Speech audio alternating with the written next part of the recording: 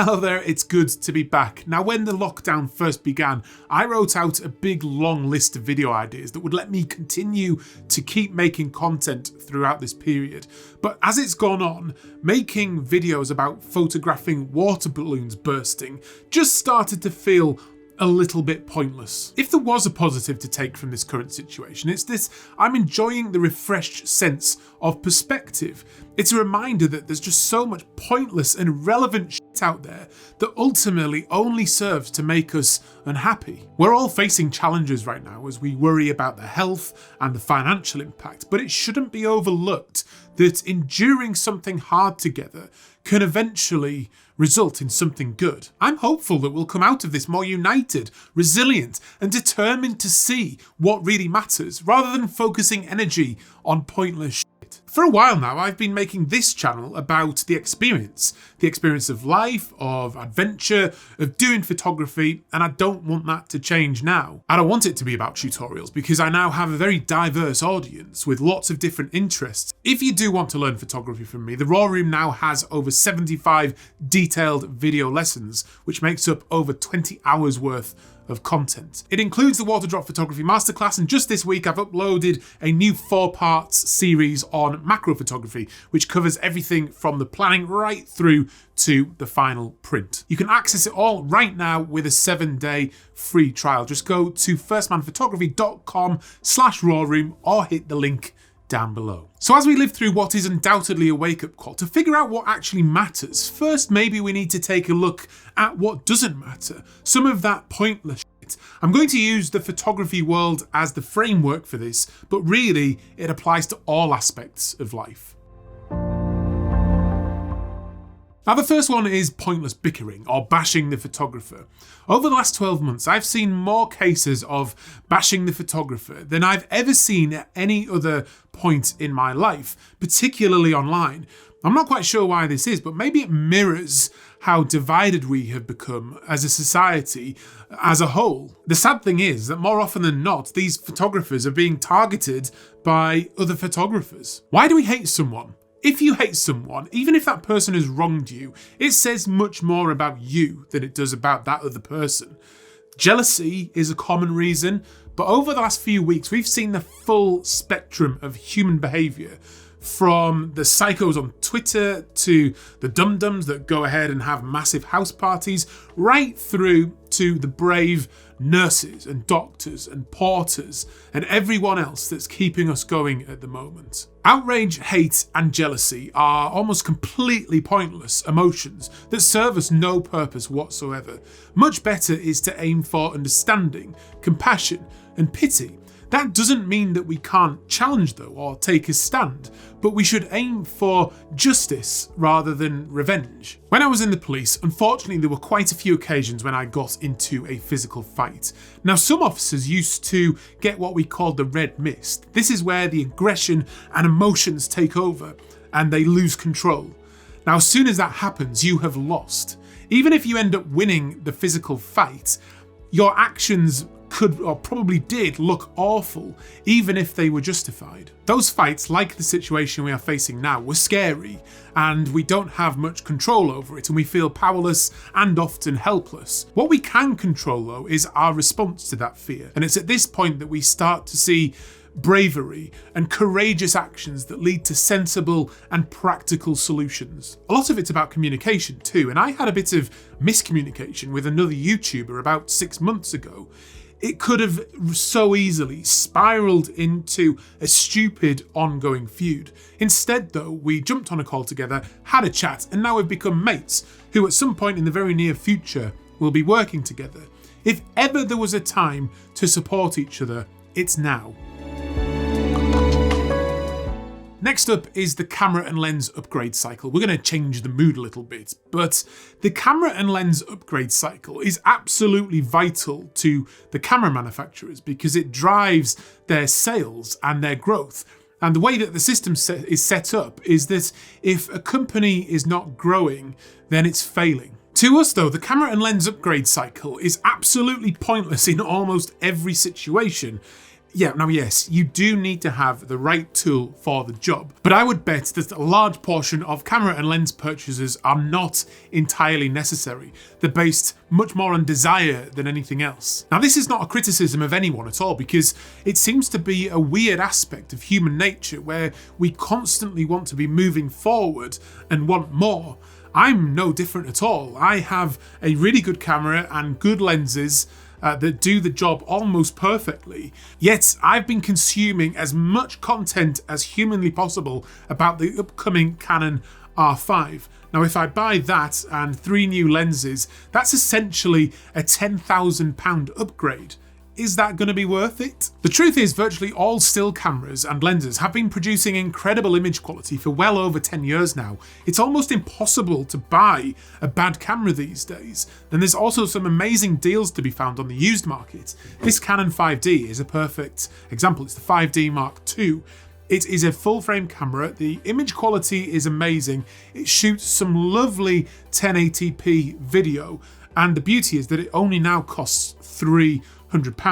It's amazing still today. The camera marketers know this though, because over the last few years, all of the sales pitches have been based around the video features that a camera has, that the majority of people don't even use anyway.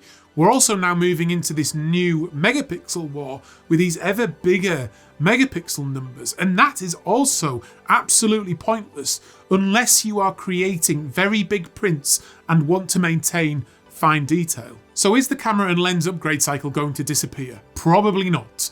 But my recommendation would be to follow my gear purchase triangle. Essentially, what is the problem that you need to solve? What's your budget? And then once you've decided that, just let a little bit of desire creep into your decision and you will come away with a purchase that you're very happy with. The next pointless aspect of photography is technical perfection. Over the last 12 months, I've spent as much time as possible encouraging people to embrace the artistic side of their photography, to do all we can to get that artistic vision out of our mind down on to paper. It's exciting, it's rewarding, and it can be frustrating, but it's what keeps us coming back time and time again. We can also start doing that from day one, but the problem is that as you start to look around and do more research, you get hit with a swathe of articles that cover the technical aspects of photography and the gear, and it can very quickly feel like that's the only thing that matters. I have, however, always argued that we should aim to master our camera so we can use it without thinking about it and we don't miss the big moments. Good technique is obviously important, but I find technical perfection pretty pointless. Seeking it as well can also be very detrimental to us continuing to create and feel good about what we do, because it's unlikely that you'll ever be satisfied or reach that goal. What's even more pointless is criticising the lack of technical perfection in other people's work. You see it all the time, and I'm constantly speaking to clients who have been put off by receiving badly delivered critique. I also get comments about it on some of my videos about my work, and it's extremely frustrating, especially when the final image has turned out really nicely. I get things like comments like, "Adam, I love the picture, but..." Here's an example of some of the things I'm talking about, and the first one is shooting at an aperture of f/16 and the effects of diffraction.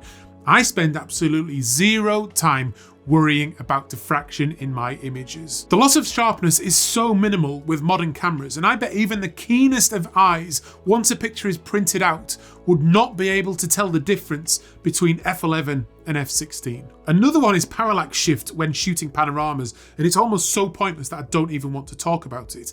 And anyway, technical perfection with panoramas is achieved by using a tilt shift lens, and it's actually really easy to do. It's just going to set you back by over £1,000, although they are great fun to rent one. Another one is hyperfocal distancing. This is a theory of photography that's been made almost irrelevant by digital photography, at least worrying about it anyway. I get asked about focusing a lot, and my advice is always the same, particularly for landscape photography, and that is to just focus a third of the way into the frame, and that's usually going to hit hyperfocal distancing anyway.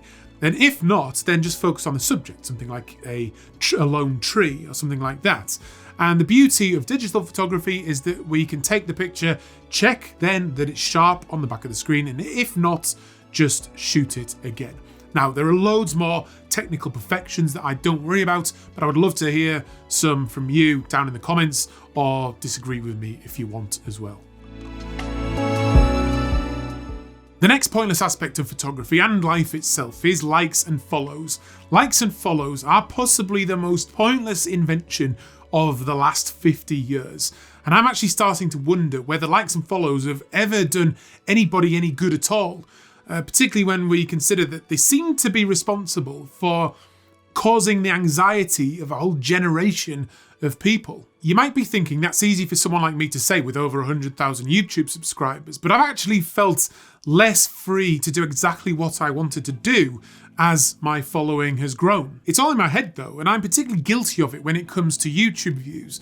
There have been a number of occasions where I've been utterly proud of a video that I've created, only then to end up absolutely hating it because it's done really badly. It's nearly always beyond my control and it's down to the YouTube algorithm, but I stupidly let it ruin my Sunday night. It's a terribly negative mindset to get into. This current situation is really serving as a reminder to me that the size of your audience really doesn't matter.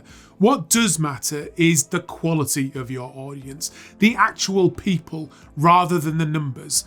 And my audience is absolutely incredible. Your comments, messages and support continually blow me away, and it's actually quite humbling. Over the last few weeks I've received some amazing messages and they just inspire me to continue to create. And I do actually need that inspiration because creating these videos takes a lot, and I can only create them by pouring my heart and soul into them. So I thank you for that.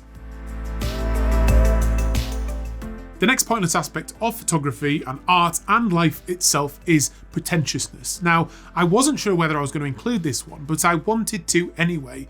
There's actually quite a fine line between artistic genius and pretentious dick. That line can move as well as the culture shifts at different times. The deeper we follow any given pursuit, I guess we become more at risk of being pretentious because we want to feel what we are doing is important to justify the amount of time we're spending on it. Now, I'm sure at times I've come across as being a bit pretentious, and I guess that there are people out there that think any talk of the art of photography is pretentious, but I'm really not. And the best way to guard against being pretentious is to maintain a sense of humour and not take yourself too seriously. I also spend no time reveling in my own work or successes. What really matters to me is the journey, the pursuit of the work, the story, the friendships and the adventure that takes us on. That's what I love talking about on this channel, and that's what keeps me coming back time and time again. Please do check out the Raw Room. You'll be supporting me, and in return you'll get access to loads of great tutorials, ideas, presets, exclusive offers and more. I'll put a link down below for you to check it out, and I'll see you on another one very, very soon. Take care.